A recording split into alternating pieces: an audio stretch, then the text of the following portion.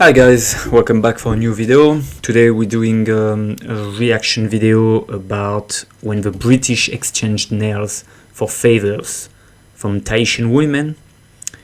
Can't blame the British really. Tahitian women are quite beautiful. So let's have a look how does it go. A ship limps back into port after a 2-year-long expedition. I like this Their animation. crew has sailed to the far-flung reaches of the globe, visiting the most isolated places on the planet. The ship doesn't look good. So it's a British, we can see a British ship, and it doesn't look good, and they look concerned. So let's see what happened to that ship. After such a long time at sea, the ship is being held together by little more than pitch and hope. It used to be held together by iron nails, but the sailors had other uses for them. This is the HMS Dolphin, a sixth-rate frigate capable of carrying... I guess we all understood what they use the nails for. Again, let's not judge those men too early. 24 cannons. It was commissioned in 1752. Shortly after it launched, Britain entered the 7 Years' War, and the Dolphin was sent to fight. After the war ended, it was used for a different purpose. For centuries, Europeans believed in what is known as the unknown southern land, or Terra Australis Incognita, a supposed continent in the southern hemisphere that balanced out the northern hemisphere. Australia was revealed to the Europeans in the 17th century, but there was still a strong belief that there was another landmass somewhere in the Yeah, that's what I thought. They did find Australia with James Cook. So yeah. Huge expanse of the South Pacific. In 1764, the Dolphin was sent out to explore and exploit this uncharted part of the world. Captained by John Byron, the grandfather of the famous poet Lord Byron. Such a cool name, the Dolphin. Don't you think? The Dolphin. I never heard about it. Let me know if you heard about the Dolphin. Let's see what they said. The Dolphin set out from Britain across the Atlantic. After a brief stop in Rio de Janeiro and scoping out the Falkland Islands, the ship and crew headed further south to the Strait of Magellan, braving the rough and unpredictable waters at the tip of South America. The Dolphin then entered... That's already an expedition today, so imagine back in the days. That was insane. You really had to be brave at the times. The Pacific Ocean, where they found a few islands in what is now French Polynesia. No Terra Australis Incognita, though. Disappointed, Byron ordered the ship west, reaching what is now Jakarta, Indonesia. Why is it the Dolphin if you have a lion? Like you have a lion, I don't know if it's a crest, I don't know how you call that in front of a ship. But it should be called the lion, at the very least. For a refit, and then around the Cape of Good Hope of Africa. The Dolphin arrived back in Britain in May of 1766. Though they didn't find a mythical continent, they did return with reports of the animal and plant life found on these islands, as well as the indigenous populations. The Dolphin had completed one of the fastest circumnavigations of the globe, taking less than 2 years to finish the journey. Even though they failed to find any new continent, there was still excitement generated by the Dolphin's voyage, and in August of 1766, the ship, now captained by Samuel Wallis, set out for another voyage. Wait, when? Crossing the ship, now captained by the Dolphin's voyage, and in August of 1766, the ship, now captained by Samuel Wallis, set out for another voyage. Crossing the Atlantic was uneventful, though the Dolphin was forced to spend 3 months trying to navigate around the tip of South America. Although they fought against heavy winds and rough seas, the crew did manage to map out terrain features of one of the most dangerous parts of the ocean. Finally, in April, they managed to clear the Strait of Magellan and sail into the Pacific Ocean. The ship survived the treacherous waters, but the crew was badly in need of fresh provisions. Captain Wallis turned the Dolphin northwest to a little explored section of the Pacific Ocean, hoping to reach land for provisions. In early June, they spotted islands in the Tuamotu archipelago. The crew was able to stock up on some food and fresh water before heading west. On June 18, 1767, more land was spotted, and on the 23rd, the HMS Dolphin dropped anchor in Tahiti, which Wallis named King George's Island. This was a massive relief, as much of the crew, including Wallis, was sick from their months at sea. Of course, they weren't alone. Tahiti had been inhabited by Polynesians who settled the island centuries earlier. When they saw the large British ships sailing in, they hopped in their canoes and paddled out to greet the newcomers. Captain Wallace saw that their canoes held not only the Tahitians, but also pigs, chickens, and fresh fruit, provisions that the crew desperately needed. When they approached the Dolphin, Wallace ordered the ship's gunner and 2 midshipmen to trade for them. In exchange, the British gave the Tahitians beads, knives, and iron nails, and fired cannons if they didn't get their way. On June 24th, according to Wallace's report, the ship was surrounded by hundreds of canoes, which he described as, quote, furnished rather for war than trade. He states that the Tahitians gave a shout and began to converge on the Dolphin, hurling stones as they paddled closer. The British opened fire, and the Tahitians scattered when a cannonball tore one of their canoes in half. Things calmed down after that, and while there was no doubt some tension, friendly relations were soon established. The Tahitians traveled to the Dolphin and traded with the British, and in short order, the ship's holds were refilled with fresh supplies. George Robertson, the ship's master, kept detailed records of these exchanges.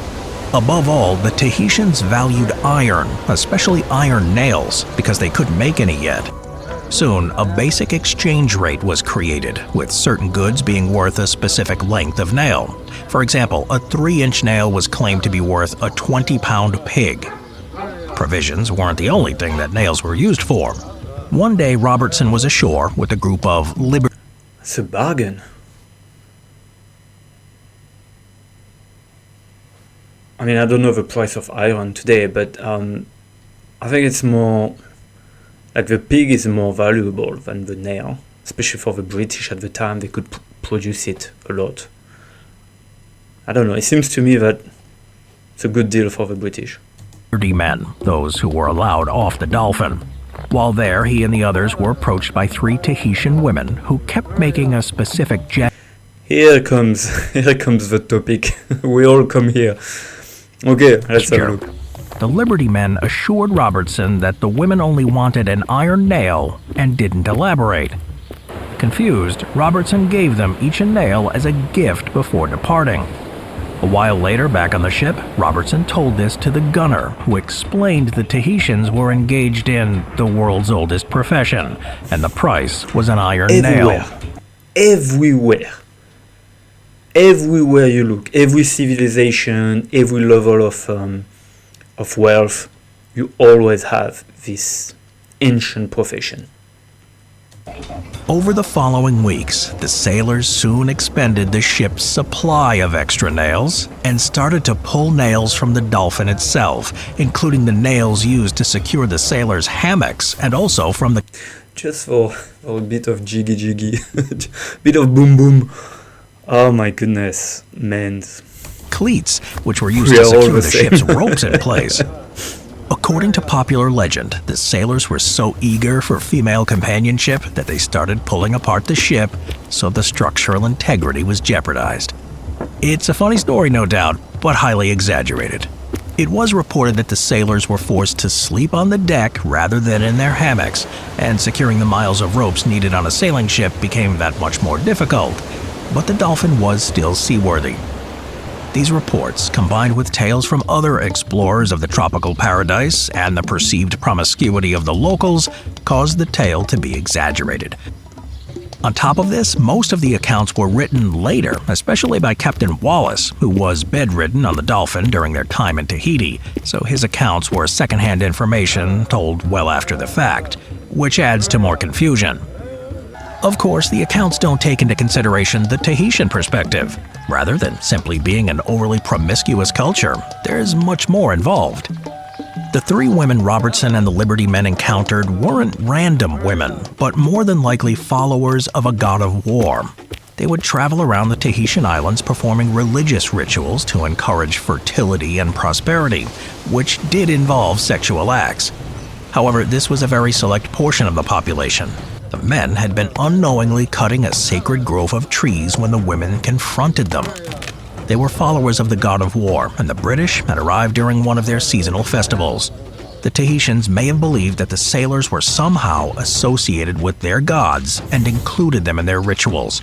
With no common language, cultural confusion was inevitable. Structural integrity Luckiest man alive. of the dolphin aside, there was another issue that was a major cause for concern. Many of the ship's officers were afraid that these activities would lead to an outbreak of venereal disease among the Tahitians. The ship's doctor, however, assured them that the crew was healthy. Unfortunately, when James Cook visited the island in 1769, there was a major syphilis outbreak among the native population, which they blamed on a French expedition that reached the island a year after the Leave us out of this. Leave us out of this. dolphin. Either way, Cook estimated 90% of the Tahitian population was devastated by Western disease. After about a month, the crew of This is the thing, you know, with promiscuity. And even today, it's too many STDs, too many diseases. I'm so scared of that shit. I can't do that. I don't know how people do it. Like multiple partners, no protection, nothing. I don't know. At the time, they didn't have protection. Okay, I understand. But today, unacceptable. the dolphin had recovered and the ship's hold was filled with fresh provisions, and in late July, they raised anchor and departed. They continued westward, passing through the Gilbert and Ellis Islands and then the Marianas before navigating the Cape of Good Hope. The dolphin returned to Britain in May of 1768. By completing this voyage, the HMS Dolphin became the first ship to So they were 2 years on the sea. It's impressive. circumnavigate the planet twice. Although they didn't discover the What Terra is it? navigate the planet, completing this voyage, the HMS Dolphin became the first ship to circumnavigate the planet twice.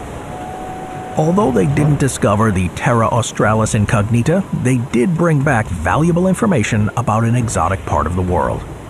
The tale of the Dolphin's crew tearing apart their ship for nails may seem humorous, but it belies a much different reality, one of cultural misinterpretations, exploitation, and the ultimate destruction of a people's way of life.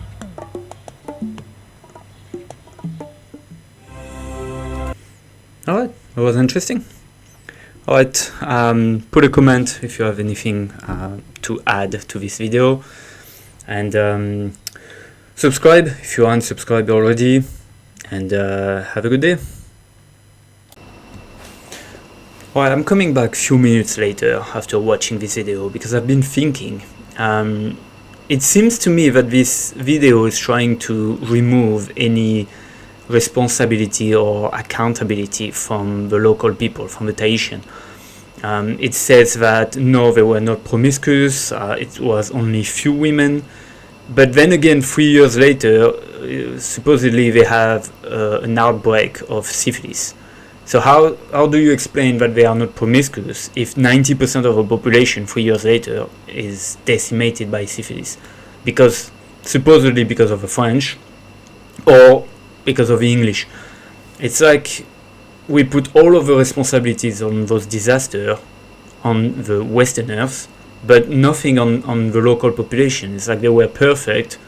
No, the women were not promiscuous. Everything was perfect. It's just a misunderstanding, and obviously it's those mean Westerners that exploit and kill with the mean disease the poor local.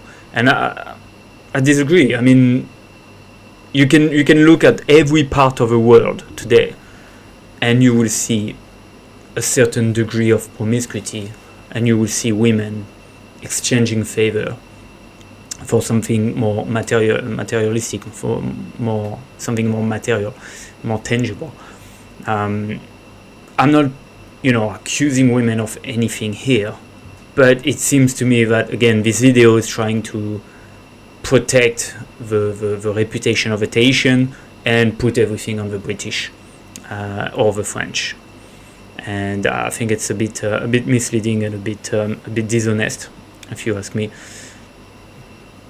Another thing that I want to say is that it just proves how dangerous promiscuity is. I think it is dangerous on a social level, relationship between men and women. but it's also dangerous on a physical level. We can clearly see here. I mean, that's an extreme cases, but I think it's we see today disease, sexual diseases rising in United States and Western countries. I mean, the more promiscuity you have, the more promiscuous people are, the more disease you're gonna have. And today we have better way of protecting ourselves, but unfortunately people just don't. I don't get it, but they just don't. So let me know in the comment what you think. Do you think this video is trying to protect Tahitian reputation? Do you think it's a bit dishonest, or do you think it was honest and I'm overreacting? I'm curious, let me know.